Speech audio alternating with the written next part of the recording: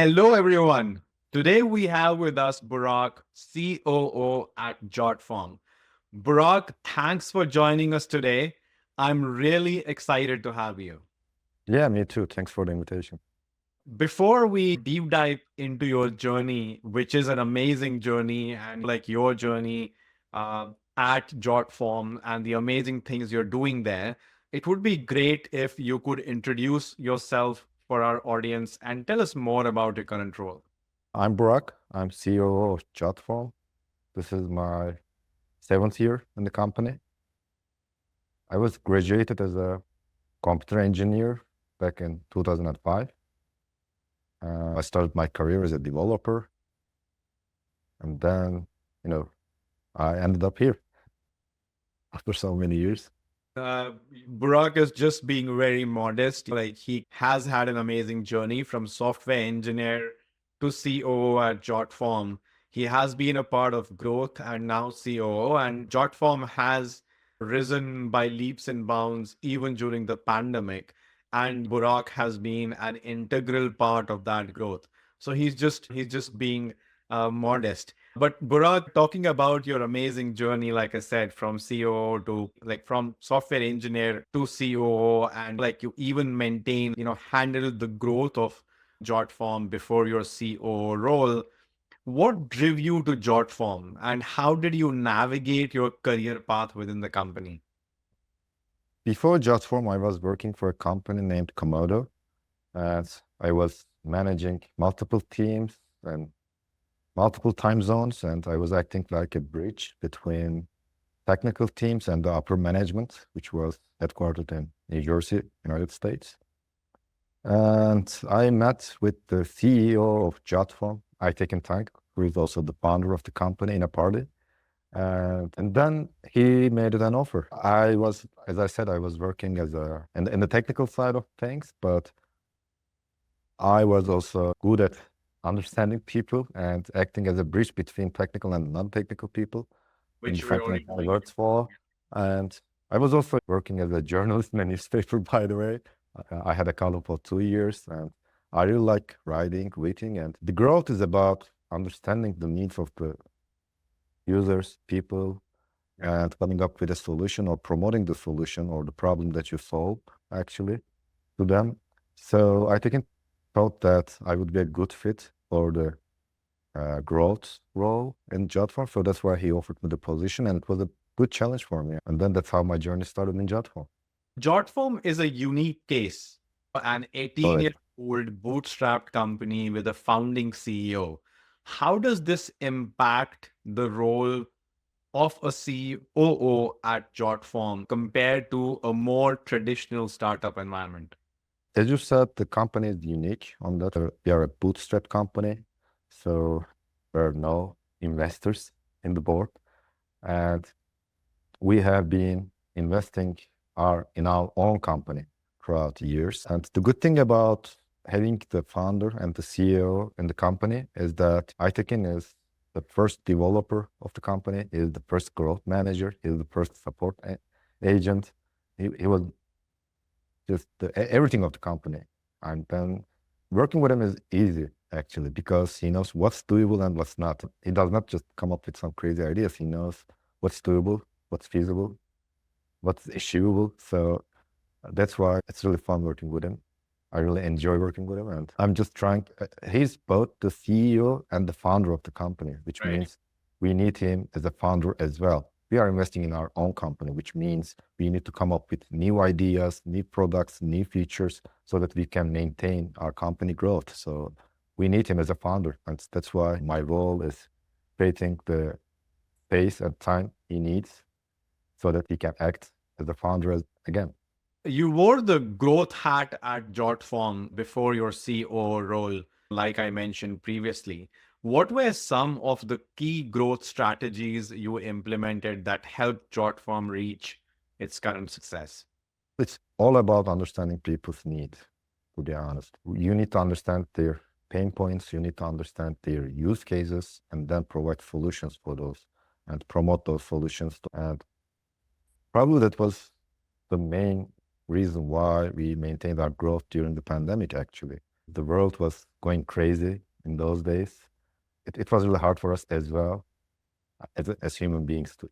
But still, we try to understand the emerging use cases of our users, their needs, and then we really like working in agile mode. So we develop the necessary features for our users, and then that's how we maintained our growth rate those days as well. That there were no use cases, keywords, no nothing in the Yeah. world, That there was no way you can do a keyword research on coronavirus because that was the first time Yeah. there was such a huge pandemic in the world.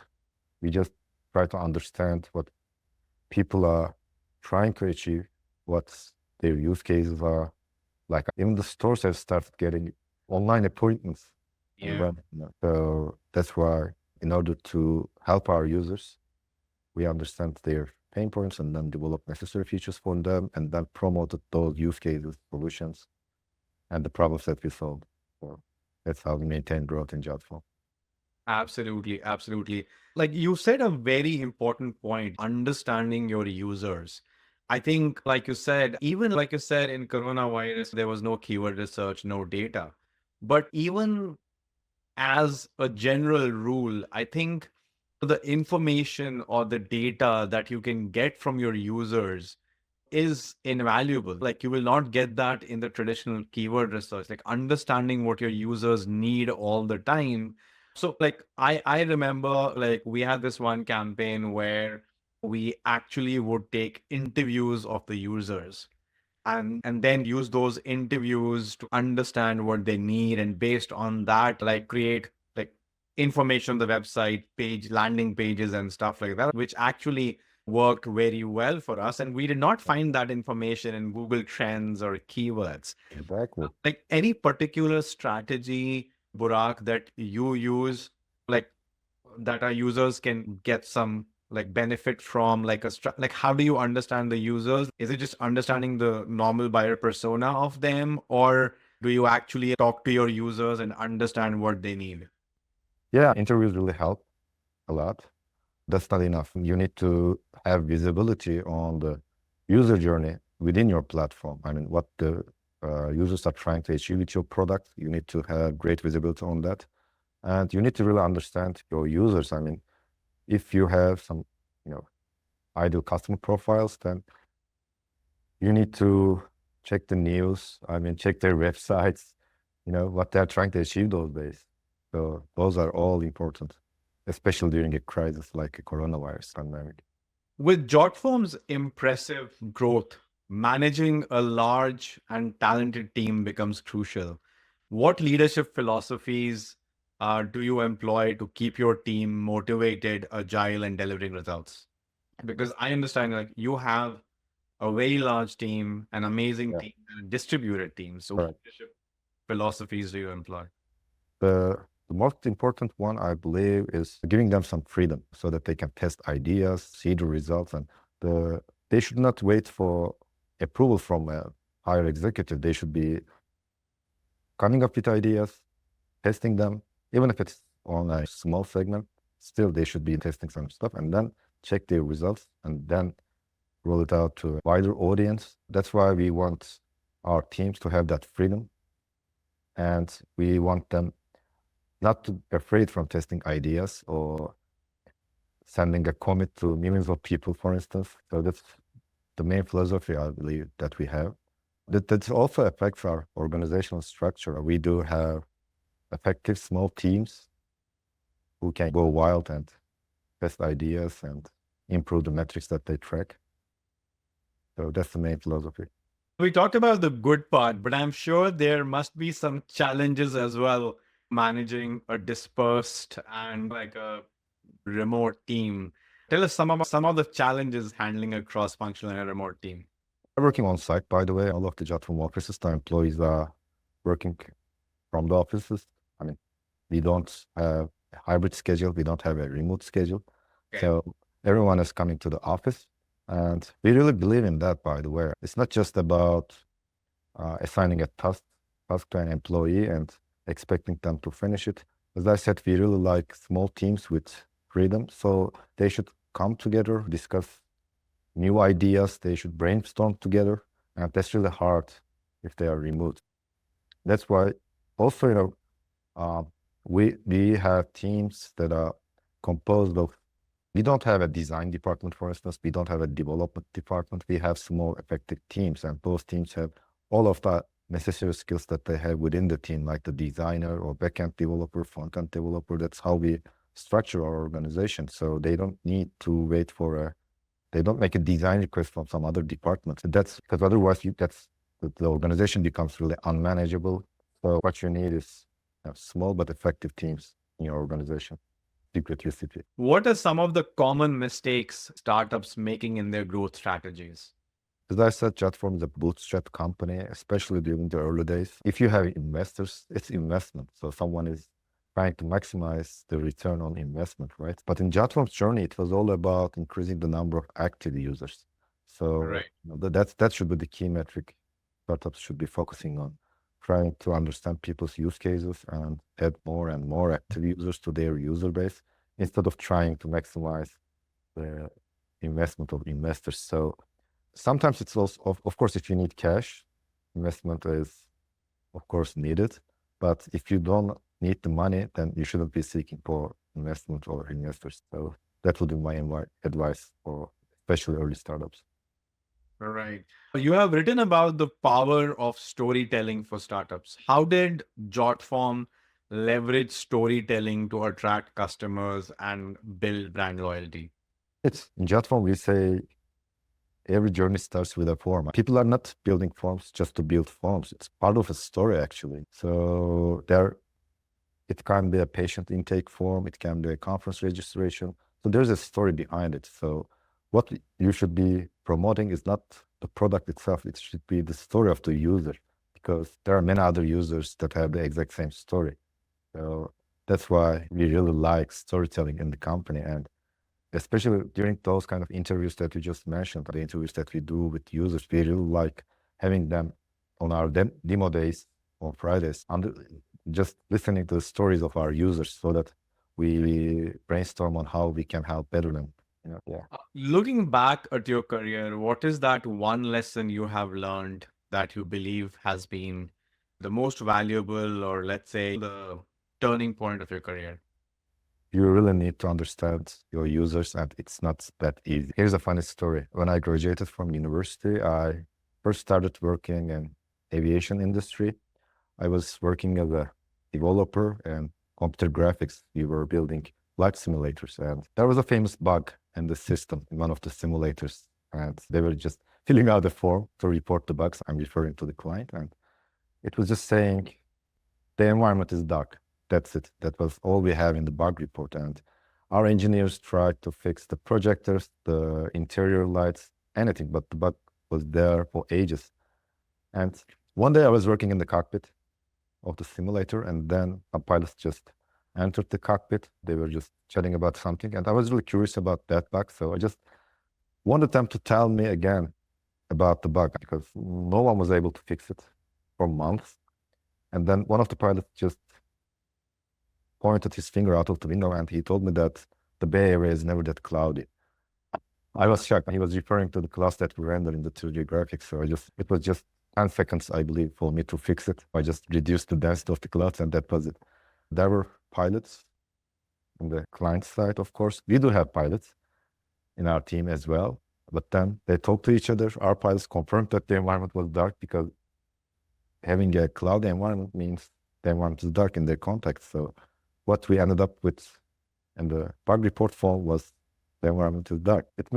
And then I realized that it was an aha moment for me. It was not that easy to understand your client, their use case. But once you understand them, then you can only develop a solution or new features for them. It's not theoretical. It's about role playing, I believe. You should be able to role play as your client, and then you will be successful in developing products for them. How are you leveraging AI and automation to improve Jotform's product and operations? I have been working on AI products a lot recently. We haven't released any of them yet, but of course, it's again about understanding what our customers need. Releasing a product with AI behind it doesn't matter. People do not just buy a product just because it has AI in it, right? It's about optimizing something, reducing cost. You should be able to solving a problem or creating some benefit. That's how we are working on our AI products. And we do have an advantage, by the way. We already have a user base, more than 25 million users, so that we can test our new products with them in beta programs. So we have been heavily investing in AI recently. And so as the COO of the company, that's one of the areas where our founder is personally working on. So as I said, I'm creating the necessary time and space for him so that he can work on AI-related stuff in the company. Right. Congratulations on Jotform Teams as well. You know, it looks like it is a success and you guys are promoting it a lot. Would you like to share some more insights about it on this show? Yeah, Jotform is a single seat platform, so it's a B2B product, but the plans like the free plan, bronze, silver, gold, those are all single seat plans for individuals within an organization. With the release of Jotform Teams, we have a very strong enterprise product right now. So if you need Jotform within your organization where you will be using it organization-wide with finding teams and more collaborative features, then what you need is Jotform Enterprise. It's really helping us on that front. It's the point where users are switching from individual usage to team usage. That's how we will invade the world, right? And Jotform in each and every organization. That's our mission. Well, what is next for Jotform? As I said, we are a bootstrap company, so we are trying to invest in our company, which means we will continue releasing new products for our users to solve more use cases for them. Form builders are, of course, primary product, but still we do have a lot of products in our arsenal. It's just the starting point of digital transformation, online forms. People are using those forms to collect data. The story doesn't end there. They can build workflows, they can build reports, they can build documents. So we will continue releasing new features, new products, and there will definitely be AI in many of them in the upcoming months or years. Yeah, stay tuned. Burak, would you like to tell us like any one of your favorite client stories? Yeah, as I said, interviews or checking the journeys of the users, then the platform is a way to understand users' needs. These are all tools that you have, but providing support is also a great tool. Those people are trying to use your product, but they have an issue. Maybe they didn't understand the product. Maybe it's the user experience is not that easy to understand, or there really is a bug in the product, or there's a missing feature. So that's why we give great importance in our support organization, and each and every Jotform employee should do customer support for a while when they join Jotform. Me and our CEO also do support from time to time, by the way. So we're really taking care of our clients, and one of our VPs was dealing with the issues of a customer, and he was really friendly, and probably I don't know how many, but probably more than 5 issues. He just took care of more than 5 issues, and one day we find a support ticket in our support forum, and the customer was just there just to say hi and check in to see how our VP was doing. So that's why we just printed it on paper and posted it on his wall. So it's all about the users, that they're human beings, they are real. So you really need to understand why they're using your product or why they want to use your product. So you take care of them, understand their needs, and support is a great part of it. So it's a great channel to understand your clients and the problems with your product or the opportunities in your product. I mean, so even if the customers do not directly tell you what features are missing, if you understand what they want to achieve with your platform, then it's also a gold mine to coming up with new feature ideas as well. Right. Burak, in the end, I like playing a quick rapid fire round of 3 to 5 questions. Are you ready? Yeah, go ahead. Tea or coffee? It was coffee until this year, but I started drinking more tea, I believe. So as of today, I would say tea. Okay. Early mornings or late nights? Late nights, definitely late nights. Last Google search, if you remember. Probably I checked the restaurant that I went for lunch today. Okay. Okay. Yeah. Favorite holiday destination? My hometown, Izmir. Okay. Okay. Favorite superhero? Favorite superhero? Probably Superman. Okay. Okay. Burak, thank you so much for your time. It was fun having you and we wish you all the best. Thank you. Thanks again for the kind invitation.